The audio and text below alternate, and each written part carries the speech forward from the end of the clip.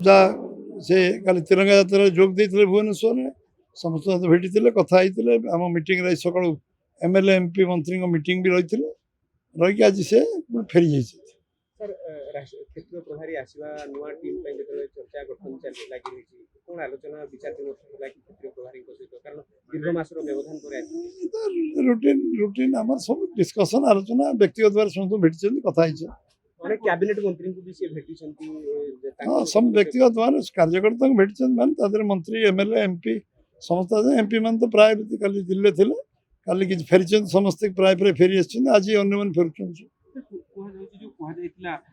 team कथा कहतु board निगम कथा कहतु एने कोर कमिटी बैठक हम 15 तारिख पर गोटे निष्पत्ति निया जो विधिवत निष्पत्ति आ केबे कोन करा जिवो ठीक समय निष्पत्ति निया जिवो ठीक केबे निया जिवो सर तो आपण मान सब जानिबे आपण प्रथम जणा जिवो आपण जरिया जणा जिवो आपण जो 15 20 तारिख भीतर कहिथिले किछि डेडलाइन कहनी